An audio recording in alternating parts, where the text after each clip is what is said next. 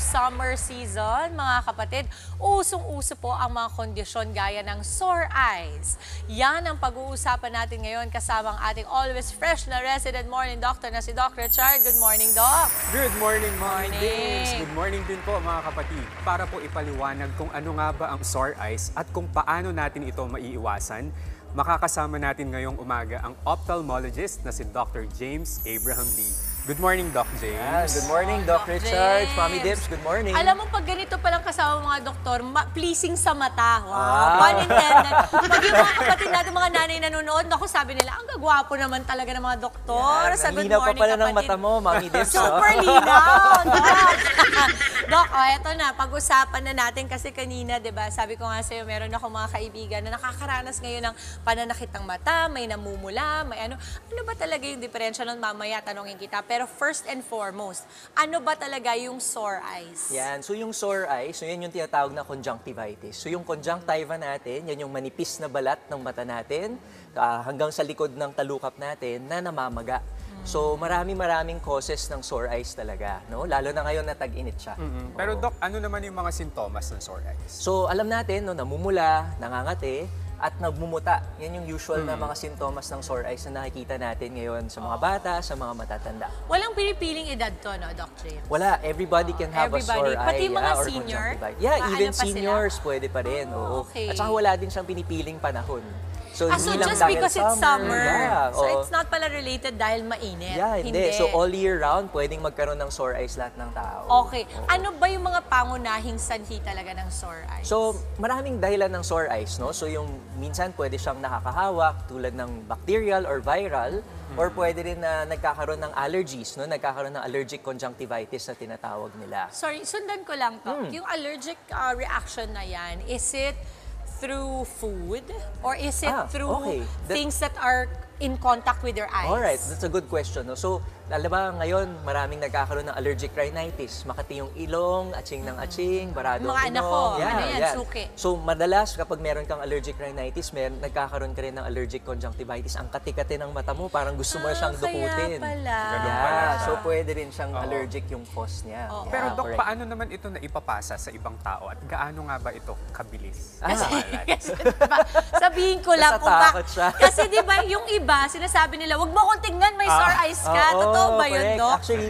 yung sore eyes, yung bacterial and viral conjunctivitis na nakakahawa, napapasa siya through direct contact. So, ibig sabihin, if I shake your hand, Mommy Dibs, tapos may sore eyes ka, tapos kinabot ko yung mata ko. Oo. Ayun So, na. pwede ako magkahawa. Pero hindi siya nahahawa na, tinignan kita kasi may Kasi sore di eyes ba ka. merong gano'n, yung parang Oo. kapula ng mata mo, may sore eyes, wag ka makipagtitigan sa akin. pwede Parang yun. gano'n. So, yung sore eyes na pwede mo rin siya mahawa. Kunyari, nagpahiram ka ng shade sa ibang tao, tapos may sore eyes ka. Ay, okay, wait. Since Yan. nandyan ka, Doc, di ba meron ngayon uso yung pag bumibili ka ng mga shades, di Correct. ba? Or salamin, tinatry mo. Sinusukat mo, yan. So, do you suggest we do not do that? Well, ideally, no, kung yung sa mga nagtatrabaho sa mga shops na nagbebenta ng salamin, ideally, nililinis nila yon after each Pero try. kasi minsan, di ba, Correct. merong customer pumasok, try na yung Try 50 lang. different ano, di Oo, ba? di ba? So, Nagkalat ideally, pa nga. Oo, di ba? So, pwede yan. Kunyari, ngayon, usong-uso, nagsiswimming mga bata. Ay, oo di nga. ba? Paano yun? So, sa swimming pool, pwede rin siya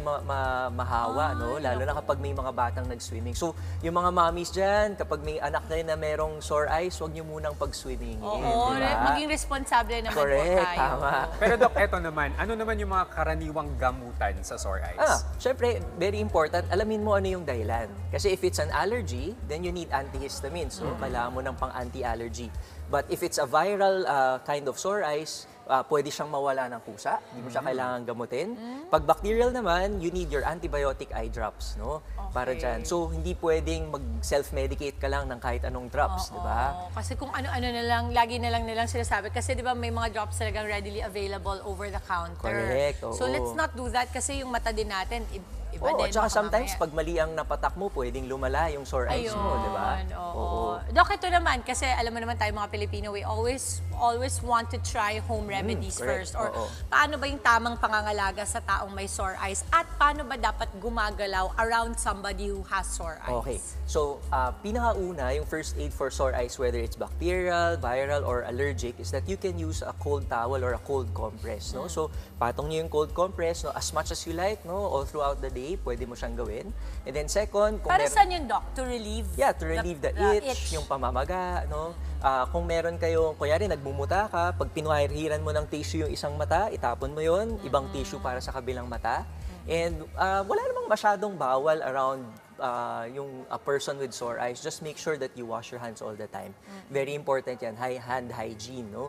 At aside from that, iwasan mo yung pagkamot or paggalaw sa mata mo. Oo, tama, Importante tama. yun. Oo. Ang ganda. Sobrang importante Oo, talaga ng sobrang hand importante washing. yun, hand washing. Tapos, yun, kung pwede, huwag kayo mag-share ng towels, even pillowcases, no? Pag Tama. kasi pwede din siyang mahawa dyan. That's Pero maliban doon sa mga sinabi mo, Dok, ano pa yung mga epektibong paraan para maiwasan ang pagkakaroon ng sore eyes, lalong-lalo na sa mga bata at yung mga laging nasa labas? Okay. So ngayon, napapansin namin na yung mga batang may mga sipon, sila yung kadalasan nagkakaroon ng sore eyes. Kasi when they rub their nose, and then bigla sila mag-rub ng eyes. Oo. So naghahawa yung viral na. So ang pinaka-importante is to teach our kids, no, to do proper hand hygiene. So wash your hands with alcohol, no? So Yeah. si Mami Dems kanina, alcohol talaga Alcohol ako siya. talaga. Kasi ayoko Oo. nagpapasa ng anything. Correct. And di you ba? always have to tell your kids, no, that don't rub your eyes, no.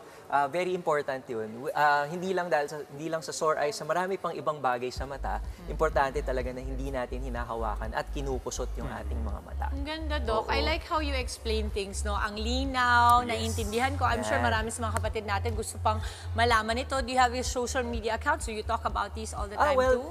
You can visit our clinic at American Eye Center in Podium. Yeah. And Ortigas yan. Yeah, Ortigas sa Podium po. Or you can check out our social media accounts. We also have our educational information dun sa aming social I think media it's quite accounts. important to know about a lot about our eyes kasi bihira tayo makapagtrabaho kapag hindi natin yan Correct, inalagaan. oo. But still, isa yan sa mga bagay na pinapabayaan lang natin Yes, until may we take it masakit for na granted masakit eh, na. diba? Oo. Oo. Dok, ito may pahabol silang question. Sure. Totoo daw ba na, ito ngayon ko lang to narinig, totoo bang nakaka-heal ng sore eyes ang breast milk? Yeah, lagi namin nakikita, especially when I was training in a public hospital before. Oh. So sabi nila yung gatas ng ina mabisang pamatak daw. So it's actually a myth, no? So Yes. wag po kayo maghanap ng mga magpapasuso na Oo. ana para magpatak ng gatas ng ina kasi sometimes no nakakadagdag pa siya sa problema, especially syempre di yan sterilized, hindi That's yan right. malinis, no? So don't put eye drops, no? Sinasabi nga namin wag magpatak ng kahit ano